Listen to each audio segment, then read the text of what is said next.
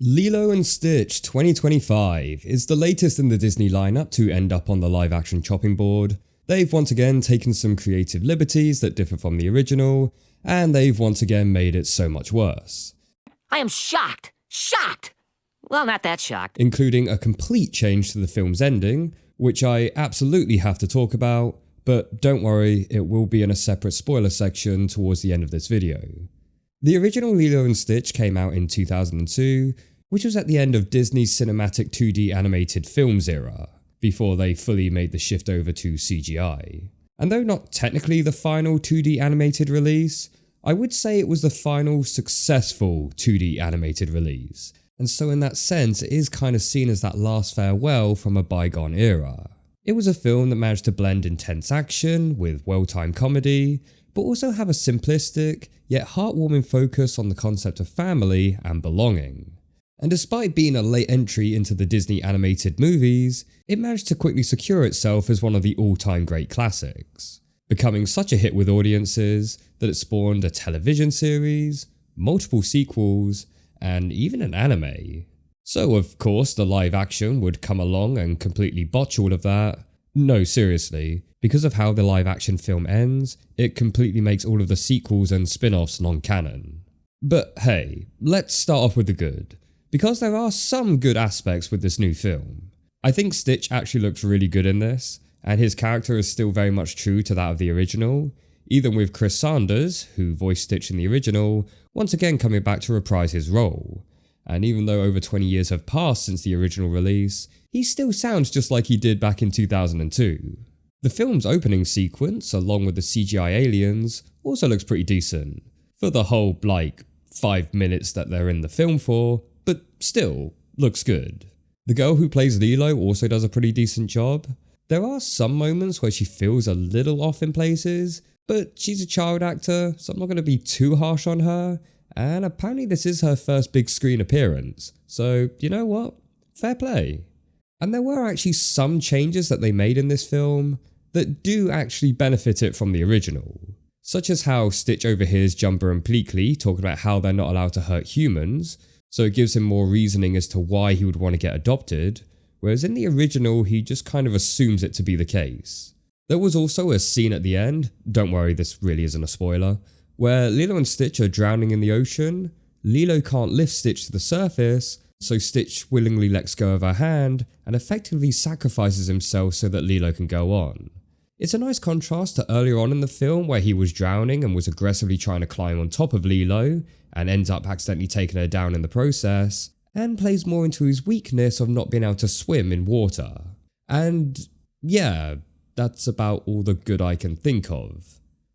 So on to the bad. There's a lot more cringe humour and interactions between the characters. It very much has that Marvel humour kind of vibe to it. You know, where it feels like they just have to make a little quip or gag every 10 seconds, even if the scene doesn't really demand it? Yeah, unfortunately that's present here.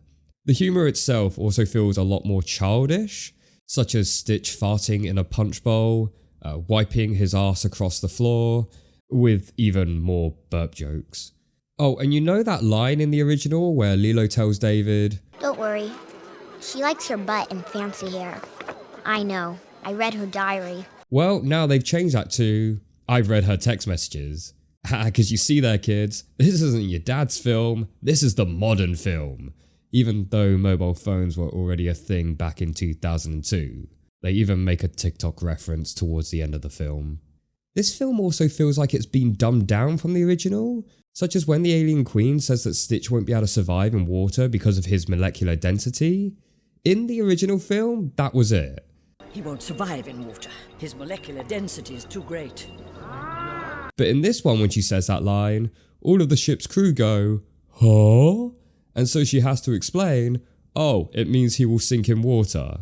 Like, did we really need that to be spoon-fed to us?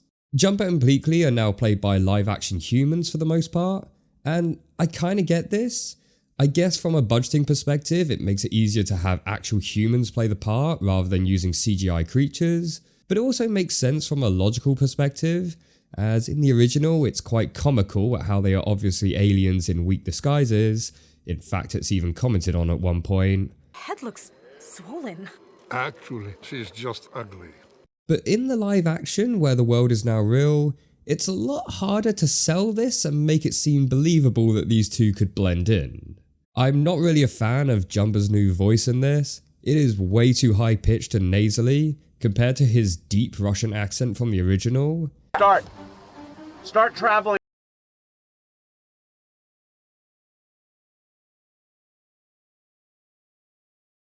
And I'm not even saying that as in, oh, it doesn't sound like the original, therefore bad, but more from the fact that the high-pitched nasally voice just doesn't suit his large, lumbering design.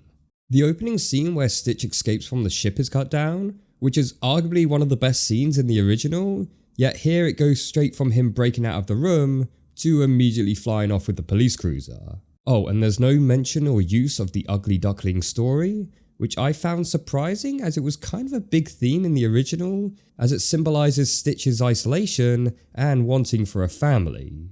There's also been some new characters added into the film, and I say new characters in quotation marks, as these characters don't actually offer anything new to the film, but rather just fill in some of the roles that were previously occupied by the older characters. For example, in the original we had Cobra Bubbles, who was the social worker, who later turned out to be a former CIA agent. Well, now he's just been split into two, where we now have a pure social worker character, and Bubbles is now just a CIA agent.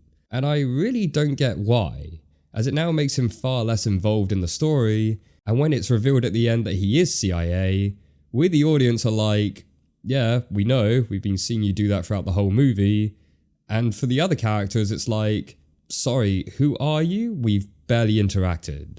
They've also added this new neighbor character, who again doesn't offer anything new to the story, but instead just does some of the stuff that Nani did in the original, which is not only pointless, but it also kind of ruins Nani's character. As in this version, it's the neighbor who takes Lilo to go get the dog, and not Nani. And Nani didn't even agree for Lilo to get a dog in the first place. Like, why would you change that? In the original, Nani agrees to let Lilo have a dog because she wants to make her happy. It shows us that she does care for her. Even down to the more subtle stuff, such as the interaction where Lilo comes up with the name Stitch, the shelter worker tells her that Stitch isn't a very good name, and Nani interjects in order to protect Lilo's feelings. It's little moments like that which shows us that Nani does in fact care for Lilo, and so I don't know why they would want to take that away. Even other moments, such as in the original where Nani gets fired from her job, Lilo asks if it was because of her and Stitch, and Nani lies to her and says no, because again, she wants to protect Lilo's feelings. Did you lose your job because of Stitch and me? Nah, the manager's a vampire. Whereas in this new one, she's like, yeah, it was your fault. Like, why do that? Yeah, we know that Nani isn't perfect and that she makes mistakes, but it was these moments of selflessness and willingness to put Lilo first that showed us she was a good person, and thus really made you want to root for her to succeed. But by far the worst part of Nani is what they did with her at the end, which, yeah, now we're going to get into the spoiler section, so if you don't want to hear this stuff, you can click off the video now. So they have it at the end where Nani doesn't end up getting custody of Lilo, and instead, Lilo now goes to live with the neighbour and David next door. To which they say, oh, it's okay, Nani. Now this means you can go away to study marine biology. In which she does. What? First up, the whole subplot of Nani wanting to go away and study, I swear was barely mentioned in the whole film. But two, doesn't this destroy the entire plot of the film? Wasn't the whole point that Nani was fighting tooth and nail just so that her and Lilo could remain together? And they do try and backpedal this a bit with the whole, oh well, Nani is able to use the portal gun to visit Lilo while she's away, so technically they're still together. But no, this still ruins the entire point of the film. Because if the option of having Lilo being able to simply move next door was available, then why would there be any major conflict to begin with? It also kind of makes David's inclusion in the film rather irrelevant, as him and Nani don't actually end up together, whereas in the original he was much more like that supportive father figure. Whereas in this one he's just a bit of a bumbling comedy relief who says cringe-inducing lines like, oh yeah, I like shredding you, Nani. I mean, I like watching you shred. Yes, that's an actual line in the film. And then finally, we have the biggest change of the film, and that's making the decision to have Jumba as the main villain. What? Yes, you know how in the original, Jumba agrees to help rescue Lilo, and as a result becomes like another member of the family? Well, in this take, there is no Captain Gantu, so Jumba ends up filling the role of the villain. My theory as to why they did this is that they were trying to reduce the amount of CGI aliens as much as possible in order to reduce the film's budget, and so as a result, decided to scrap Captain Gantu altogether and then just haphazardly make Jumba the villain instead. Because, okay, I'll admit, Jumba's sudden willingness to help in the original does kinda happen in an instant. In fact, the film even jokes about this.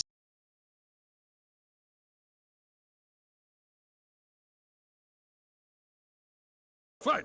But there were signs early on that he wasn't essentially a bad person, as he would begin to note at how Stitch's behaviour was beginning to change, and how he started to become less aggressive towards him, and he even showed remorse at the fact that Lilo had gotten caught up in all the mess.